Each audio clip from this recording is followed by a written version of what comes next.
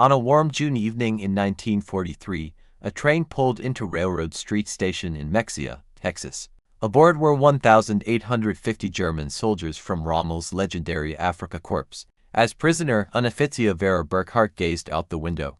His hands trembled while recording observations in his secret diary writings. That could have landed him in isolation if his superiors discovered them. What struck him most profoundly was the illumination. At 10 o'clock at night, electric lights blazed from every direction. Farmhouses, street corners, shop windows. An endless sea of electricity stretched across the Texas landscape. This contradicted everything Nazi propaganda had taught him about a supposedly collapsing America. Back in Germany, blackout regulations had shrouded the Reich in darkness since 1940. Even before the war, fewer than 20% of German farms had electricity. Yet here, in what propaganda portrayed as a decadent, failing nation, electric power flowed as abundantly as water.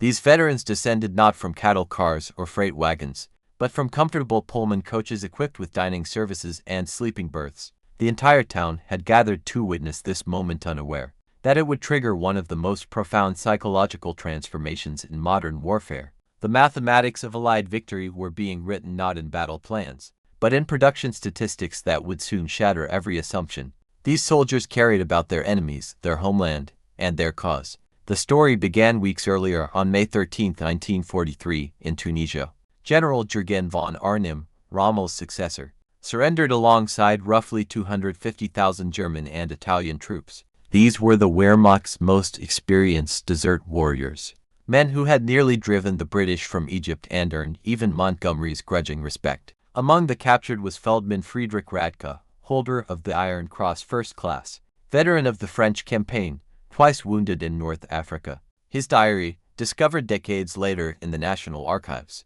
would provide historians with the most detailed record of how American captivity psychologically impacted German soldiers. The transformation journey began at the port of Oran, Algeria.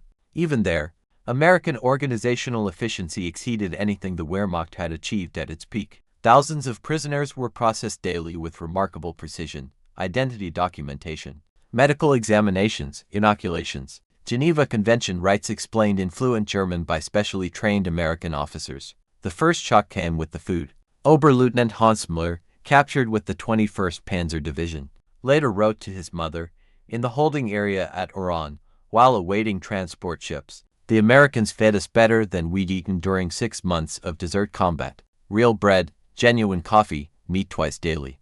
We assumed it was propaganda designed to impress us. We didn't realize this was standard American military fare. The Liberty ships carrying them across the Atlantic were themselves monuments to American industrial capacity." The SS Robert E. Peary had been constructed in just 4 days, 15 hours, and 29 minutes at Kaiser shipyards in Richmond, California, a fact German prisoners would have dismissed as impossible propaganda had they known. These vessels were produced at a rate of 3 per day at peak production, returning from delivering supplies to the European theater, rather than sailing back empty. They carried human cargo, up to 30,000 prisoners per month by summer 1943. The 2-week Atlantic crossing in July 1943 provided the second phase of psychological demolition. Feldwebel Kurt Zimmermann of the 90th Light Division kept detailed accounts that survived in letters to his family after repatriation. He noted that the ship's crew disposed of more food waste each day than his entire company had received in weekly rations during the final months in Africa. The American sailors threw away half-eaten steaks, whole loaves of bread, gallons of milk that had sat too long. Zimmerman wrote, "They did this openly, without thought, not to mock us, but because to them this waste meant nothing. Their supply was limitless. The ships themselves became floating classrooms in American power. Prisoners discovered that the vessel carrying them was one of 2,710 Liberty ships that would be built during the war, each requiring 250 parts assembled from components manufactured in 32 states. The engines, they learned from talkative American guards, were built in 3 separate factories, each producing components that were then assembled in ports that had barely existed 2 years earlier." Lieutenant Colonel Wilhelm von Steuben, whose aristocratic Prussian family had served in every German war since Frederick the Great, later wrote in his memoirs, "As our ship approached the American coast, I watched the radar antenna rotating above the bridge. This technology, which we believed only we and perhaps the British possessed in limited quantities, was standard equipment on a cargo vessel. It was then I first suspected that Germany had already lost the war. On August 2, 1943, at Norfolk Naval Base, Virginia, the first sight of America shattered the last remnants of Nazi propaganda about American industrial weakness. The Norfolk base sprawled across 4,300 acres, its docks stretching for miles, its cranes loading and unloading dozens of ships simultaneously. In a single day, this one port handled more tonnage than the entire German port of Hamburg managed in a week. Gefreiter Johann Weber, a factory worker from the Ruhr before his conscription, counted 47 cargo ships in various stages of loading or unloading. Each crane, he noted in his secret diary, lifted loads that would have required a dozen men and horses in Germany. They moved with electric power, smoothly, continuously, without the coal smoke that choked German industrial cities. The prisoners were formed into columns for the march to the waiting trains. Along the route, they passed parking lots filled with civilian automobiles, hundreds of them belonging to dock workers. In Germany, private automobile ownership remained a privilege of the wealthy and party elite. The Volkswagen, promised to the German people since 1934, remained a propaganda dream with fewer than 1,000 ever delivered to civilians. Here, ordinary laborers drove to work in their own cars. Nothing prepared them for the trains themselves. Not boxcars, not the 40-and-8 wagons that had carried German troops across Europe, but full passenger coaches, Pullman cars with padded seats that converted to sleeping berths, dining cars with white tablecloths and silver cutlery, observation cars with panoramic windows. Feldman Friedrich Schultz wrote, "We boarded like tourists, not prisoners." The American guards seemed almost embarrassed by the comfort. One sergeant apologized that the air conditioning wasn't working properly in our car. Air conditioning. In August, we had believed such luxury existed only in Hitler's personal train. The 3-day train journey from Norfolk to the camps of Texas and Oklahoma proved more destructive to Nazi ideology than any military defeat. As trains rolled through Virginia, prisoners pressed their faces against windows, witnessing an America that couldn't exist according to everything they'd been told. Every small town blazed with illumination. Martinsville, Danville, Greensboro, communities that in Germany would have been lucky to have a single electric street lamp, displayed illuminated shop windows, electric signs, houses with lights burning in multiple rooms. The trains passed factories running night shifts, their windows glowing, parking lots full even at midnight. Obergefreiter Meyer, whose father was a Nazi party bloc leader in Hamburg, wrote in a letter discovered in 1987, "We passed through dozens of cities that first night. Each one had more electricity than all of Hamburg. The guards told us this was normal, that every American town had electricity since the 1920s. I called him a liar. He just shrugged and said we would see." In Roanoke, Virginia, the train stopped for water and coal. The prisoners watched as American railway workers performed in 30 minutes what would have taken 2 hours in Germany: automated coal loaders, electric water pumps, mechanized lubrication systems. Every aspect of the operation demonstrated technological superiority.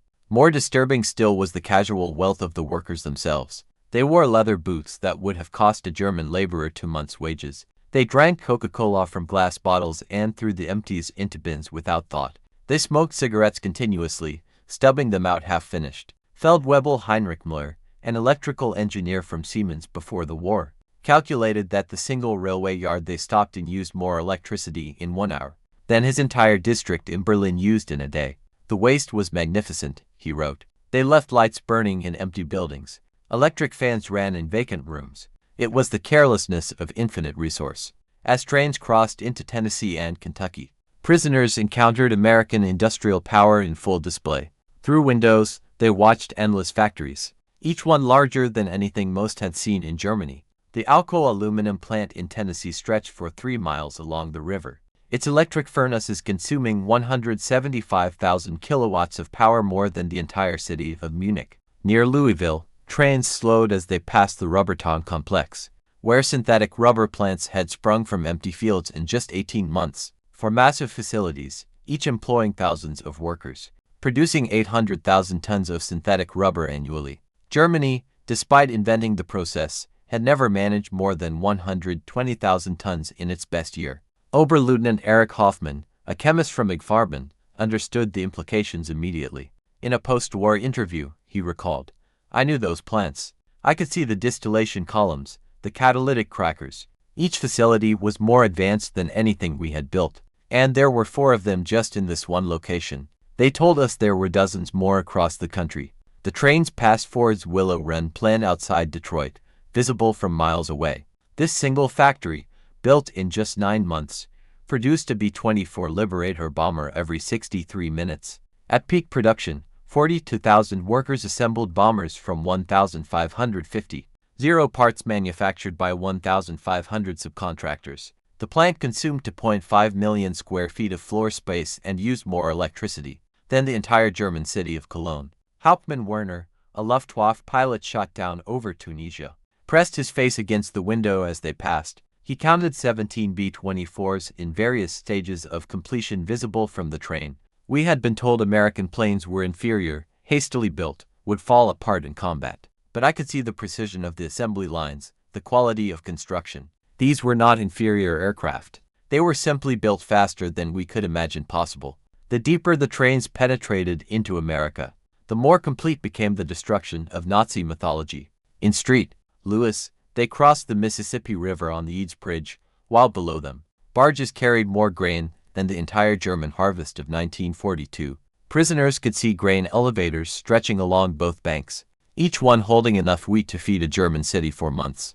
Unteroffizier Karl Schmidt, a farmer's son from Bavaria, wrote in his diary, "The Americans transport food as we transport ammunition in endless quantities, without concern for loss. I watched them loading a single barge with enough wheat to feed my entire village for 5 years. The crane operator was eating a sandwich with meat thicker than our weekly ration." In Kansas City, the train stopped at a massive stockyard where tens of thousands of cattle waited for slaughter. The smell of meatpacking plants filled the air for miles. German prisoners who had subsisted on 200 grams of meat per week in Africa, when lucky, watched American workers eating beef sandwiches during their lunch break. "They ate meat like we ate bread," wrote GEF writer Paul Fisher. "No, that's wrong. They ate meat like we wish we could eat bread." The guard bought us hamburgers from a stand near the station, meat, cheese, vegetables on white bread for 15 cents. He bought 20 of them without thinking, paid with a single dollar bill. This was not special. This was their normal food. The arrival at the camps themselves provided the next level of cognitive demolition.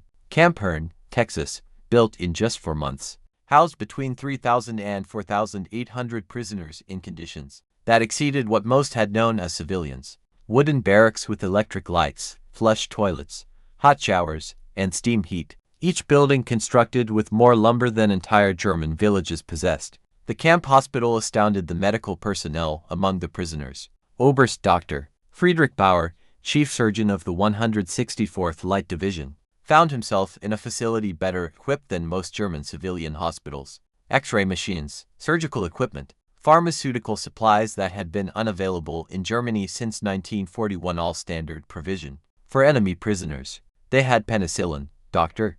Bauer would later testify.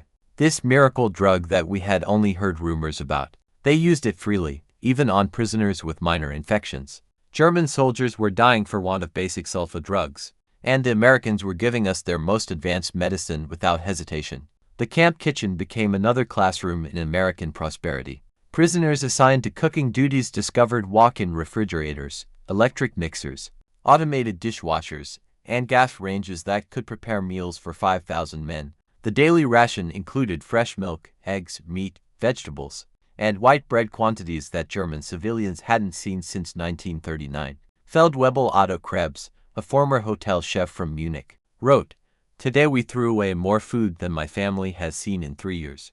Not spoiled food, simply excess. American regulations require we prepare 10% more than needed to ensure every prisoner receives full rations. The surplus is discarded.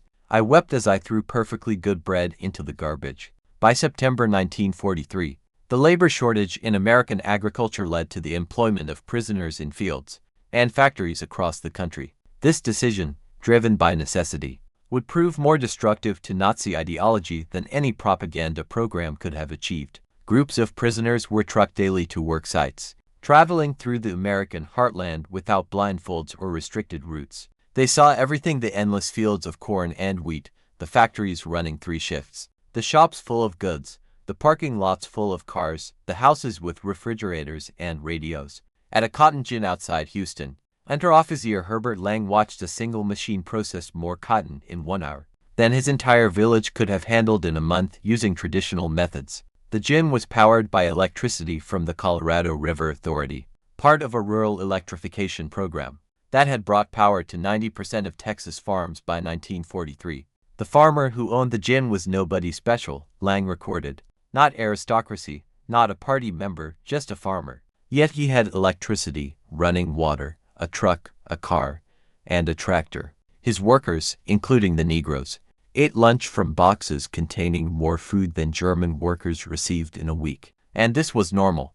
Every farm we passed was the same. In Nebraska, prisoners worked in sugar beet fields, witnessing agricultural mechanization that defied comprehension. A single combine harvester, they learned, could do the work of 100 men. The fields stretched to the horizon, each one larger than entire German counties. The farmers spoke casually of yields that would have been fantasy in Germany. 60 bushels of wheat per acre compared to Germany's 30 on the best land.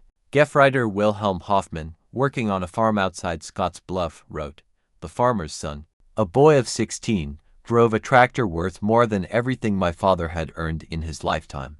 When I mentioned this, the boy laughed and said it wasn't even a particularly good tractor. His father was waiting for a new model from John Deere that would be even better. The most devastating revelations came to those prisoners who worked near or in American factories. While Geneva Convention rules prohibited direct war production work, prisoners could work in industries that freed American workers for military production. This technicality allowed thousands of German prisoners to witness American industrial capacity firsthand.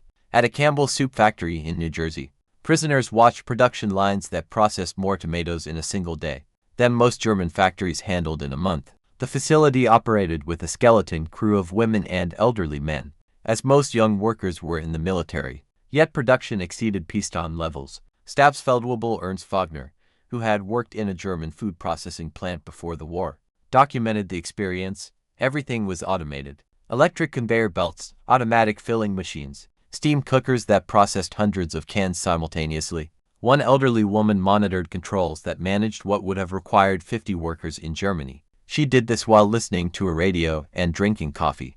Near Detroit, prisoners unloading coal at a power plant gained glimpses of the automotive industry's conversion to war production. The River Rouge complex, visible across the water, employed 100,000 workers producing jeeps, aircraft engines, and tanks. The plant consumed 1.5 million kilowatts of electricity daily, more than the entire city of Hamburg. "We could see the parking lots," wrote Obergefreiter Franz Kellner. "Thousands of cars belonging to workers. In Germany, even our officers rarely owned cars. Here, factory workers drove to work. The guard told us many workers owned two cars, one for work, one for family use. We thought he was mocking us." By winter 1943, the cumulative impact of these observations was producing what American intelligence officers called ideological collapse syndrome among the prisoners. The Special Projects Division, the secret re-education program run by the Provost Marshal General's office, documented increasing numbers of prisoners requesting access to American newspapers, books, and educational materials. Major Paul Newland, a member of the monitoring team, reported in December 1943, "The prisoners no longer argue when shown production statistics. They have seen too much. The most fanatical Nazis have become quiet. They still maintain loyalty to Germany but no longer speak of victory. Many openly question what they were told about America." The camp newspapers produced by prisoners themselves began reflecting this transformation.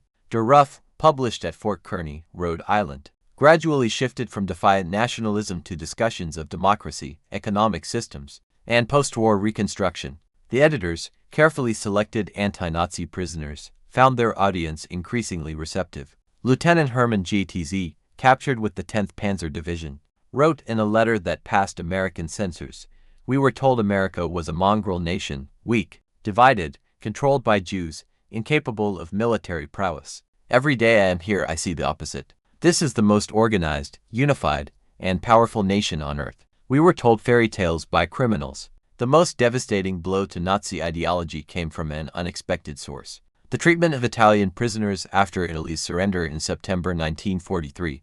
Italian prisoners who agreed to cooperate were formed into Italian service units, given better quarters, increased pay, and more freedom. German prisoners watched their former allies working alongside Americans, eating in American restaurants, some even dating American women. Feldman Friedrich Schultz wrote, "The Italians betrayed us, yet they are treated better than we treated them as allies. They work freely, earn money, send packages home. The Americans show them no hatred. This democracy we were taught to despise appears more honorable than our own system." Christmas 1943 provided the most profound psychological impact. American organizations, churches, and civic groups sent 500,000 Christmas packages to German prisoners' enemies, who had been trying to kill American soldiers months earlier. Each package contained cigarettes, candy, toiletries, and games. Local communities invited prisoners to Christmas dinners, though regulations prevented most from accepting. At Camp Hearn, Texas, the local Methodist church choir performed Christmas carols in German for the prisoners. Women from Hearn sent in homemade cookies and cakes. The Boy Scouts delivered handmade Christmas cards. This kindness toward enemies shattered the final remnants of Nazi racial theory. Oberleutnant Walter Müller, whose brother had died in the bombing of Hamburg, wrote, "They know we are their enemies. Many have sons and husbands fighting against our armies, yet they show us Christian charity, not propaganda, but genuine kindness. What kind of people treat enemies this way? Only those absolutely certain of victory and secure in their power." The Christmas feast itself defied comprehension. Turkey, ham, mashed potatoes, gravy, vegetables, pies, ice cream. Quantities of food that Germany hadn't seen since before the First World War. The prisoners ate until they were sick, unable to comprehend such resources being lavished on enemies. "We ate like kings," wrote Feldwebel Huntsbauer. "Better than German generals eat, better than party leaders." And this was not special. The guards told us this was a normal American Christmas dinner, that every American family was eating the same meal. If they can feed prisoners this way, what must their own soldiers eat? By early 1944, over 40,000 German prisoners were enrolled in educational programs. They studied English, American history, mathematics, and sciences. The University of Chicago provided correspondence courses. Stanford University sent professors to lecture on democracy and economics. The thirst for knowledge was insatiable. Prisoners who had been told Americans were cultureless barbarians discovered libraries with millions of books, universities that welcomed all social classes, scientific research that led the world. They read American newspapers freely, comparing multiple viewpoints, something impossible in Nazi Germany. Hauptmann Drive. Wilhelm von Braun, a physicist conscripted from the Kaiser Wilhelm Institute,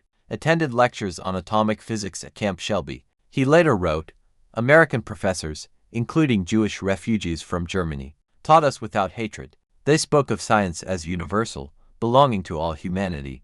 They were years ahead of German research, and they shared knowledge with enemies." This generosity of spirit was incomprehensible to minds shaped by Nazi ideology. The camp theaters showed American films, not propaganda, but regular Hollywood productions. Prisoners watched Gone with the Wind, seeing a depiction of American defeat and recovery that resonated with their own situation. They saw The Grapes of Wrath, amazed that Americans would show such self-criticism to enemies. "They hide nothing," wrote Lieutenant Joseph Kramer. "They show their problems, their failures, their conflicts. Yet this honesty makes them stronger, not weaker." In Germany, such criticism would mean death. Here it is considered patriotic. Spring 1944 brought expanded prisoner labor programs as American production reached its peak. German prisoners worked in canneries, mills, and fabrication plants, witnessing the full might of American industrial capacity. The numbers told a story that no propaganda could counter. At the Higgins Boat Factory in New Orleans, prisoners unloaded steel that would become landing craft for D-Day. They watched as workers assembled 700 boats per month, each one requiring 20,000 parts. The factory employed 20,000 workers, including thousands of women who operated cranes, welded hulls, and managed production lines. Stabsfeldwebel Kurt Zimmermann wrote, "Women doing men's work, Negroes operating complex machinery, teenagers running drilling equipment, everything we were told was impossible in a democracy. Yet production never stopped. 3 shifts, 24 hours, 7 days a week. They produced more boats in a month than our entire Navy built in a year." At Republic Steel in Ohio, prisoners witnessed the production of 10,000 tons of steel daily. The blast furnaces ran continuously, fed by endless trains of iron ore from Minnesota and coal from Pennsylvania. The scale defied German comprehension. This single plant produced more steel than the entire Ruhr at its peak, wrote Obergefreiter Paul Hartmann. I worked at Krupp before the war. I thought I understood industrial production, but this was beyond imagination. They wasted more steel and spillage than we could produce. The workers complained about overtime while producing quantities we couldn't achieve. With slave labor and double shifts, the summer 1944 harvest provided the final demolition of Nazi propaganda about American weakness. German prisoners worked across the Midwest, witnessing agricultural production that could feed the world.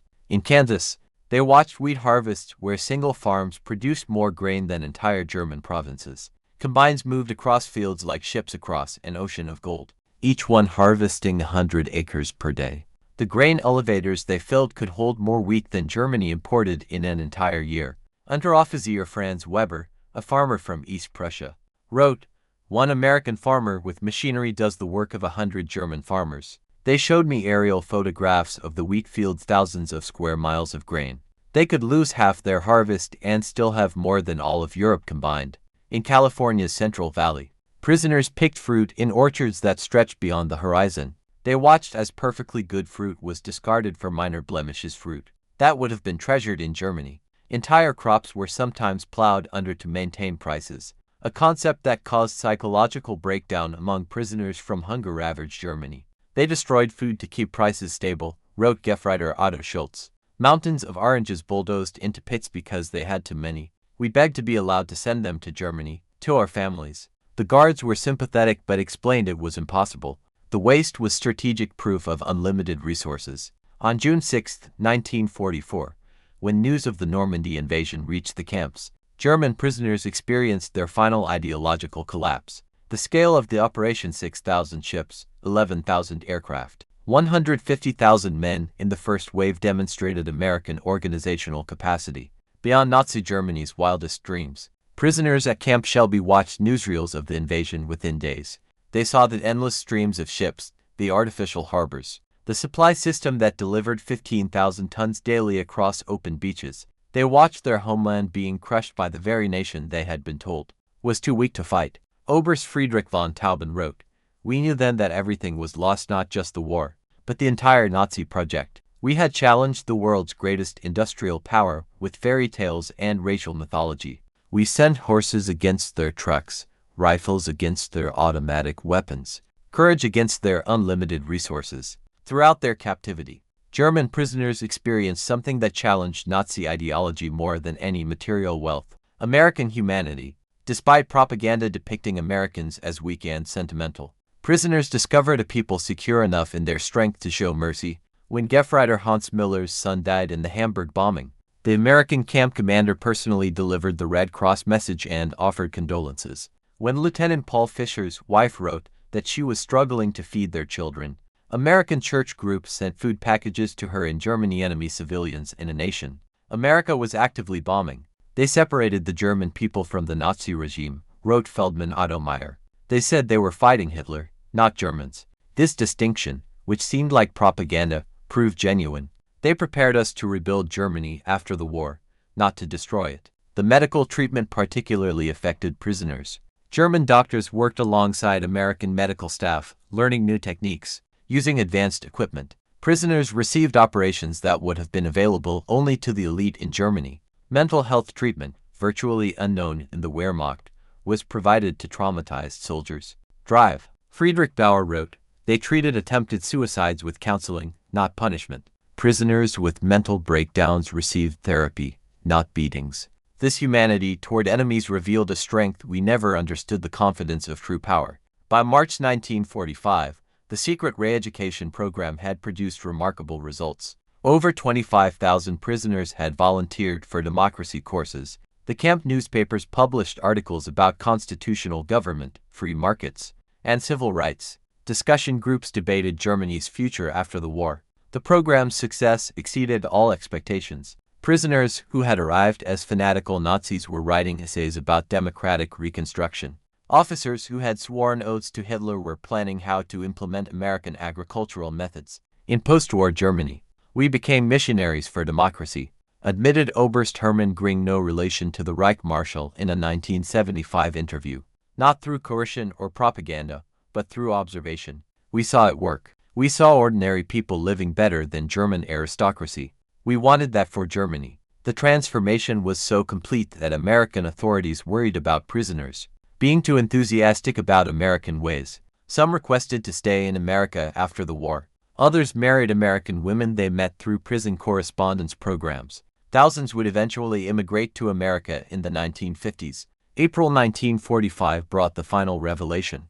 As American forces liberated concentration camps in Germany, the footage was shown to German prisoners. Many refused to believe it initially, claiming it was propaganda. But the evidence was overwhelming. Testimony from American soldiers, photographs, newsreels, and eventually letters from Germany confirming the horror. The psychological impact was devastating. Men who had maintained some pride in German honor despite military defeat now faced the complete moral collapse of their nation. Everything they had fought for was not just defeated but evil. Feldman Walter Schmidt wrote the most eloquent summary. We thought we were warriors for a great cause.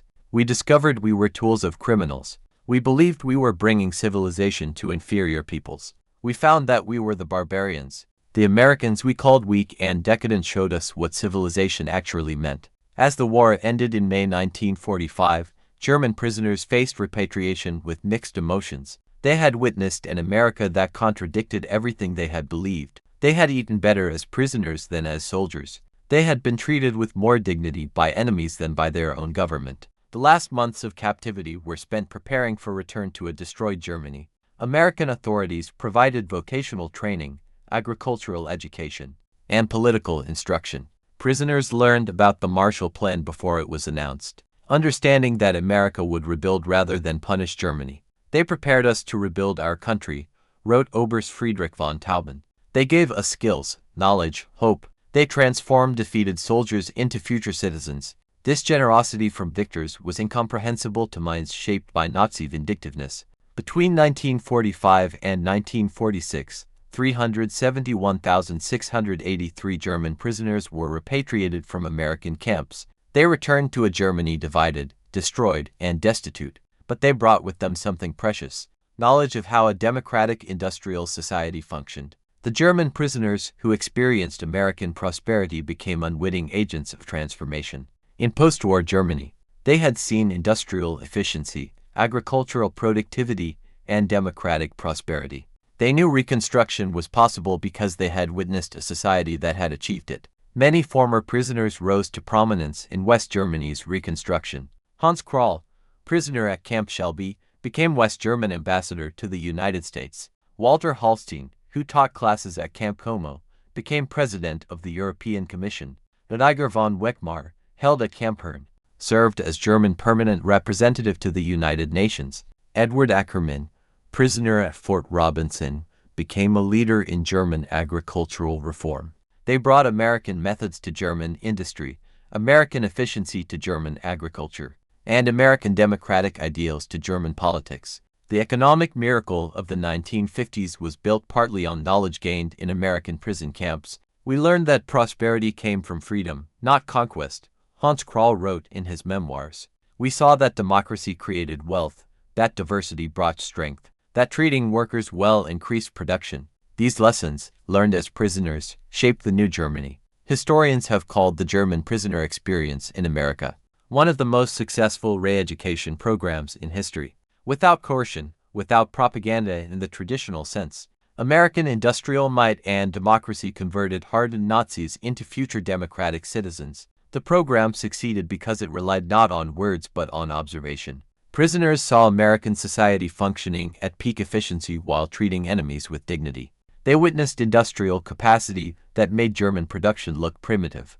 They experienced a standard of living that exposed Nazi promises as fantasies. Dr. Arnold Kramer, the leading historian of German prisoners in America, concluded, America won the propaganda war not through clever messages, but through sheer reality. Every full meal, every electric light, every working toilet was an argument against Nazism. The prisoners were converted by prosperity. The statistics support this assessment. Of the 371,683 German prisoners held in America, fewer than 1% attempted escape, with only 2,222 total attempts recorded. Post-war surveys showed that 95% rated their treatment as good or excellent. Most remarkably, Thousands maintained correspondence with American families for decades after the war. In 1985, on the 40th anniversary of the war's end, surviving German prisoners held a reunion in Austin, Texas. Over 500 former prisoners returned to America, many bringing their families to show them where their transformation had begun. Former Obergefreiter Hans Weber, who had been held at Fort Robinson, Nebraska, and later returned to become a physician in Georgetown, Maine, spoke at the reunion. Life in the camps was a vast improvement for many of us, who had grown up in cold water flats in Germany. We discovered running water, central heating, and abundant food. But more than that, we discovered dignity. Former Stabsfeldwebel Kurtmeyer, who had worked on farms in Iowa, added, "The farmers treated us not as enemies, but as young men far from home. They shared their meals, their knowledge, sometimes their homes. This humanity from people whose sons were fighting against us, this changed us forever." At the 1985 reunion dinner, former Oberst Hermann GTZ, then 78 years old, delivered the keynote address that captured the essence of the transformation. "We came to America as enemies, as Nazis, as believers in a lie. We left as friends, as Democrats, as men who had seen the truth. America showed us that strength comes not from conquest but from production, not from hatred but from diversity, not from tyranny but from freedom. We witnessed the arsenal of democracy at full production.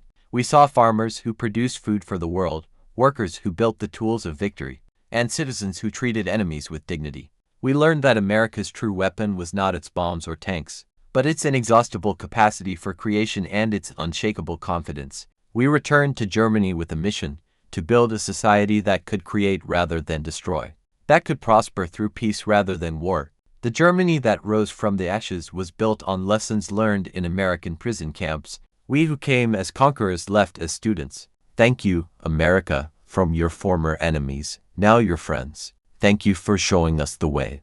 The auditorium erupted in standing ovation. Americans and Germans together, former enemies united in recognition of a transformation that had seemed impossible. When those first trains rolled into Texas in June 1943, the magnitude of the German prisoner experience in America can be measured in stark statistics that reveal both the scale of the operation and its remarkable success. Over 500 camps across 45 states housed 371,683 German prisoners. Construction of camps averaging 90 days each. Peak population in May 1945 with 30,000 new arrivals monthly after D-Day. Prisoners contributed 14 million man-days of agricultural labor and $230 million in labor value.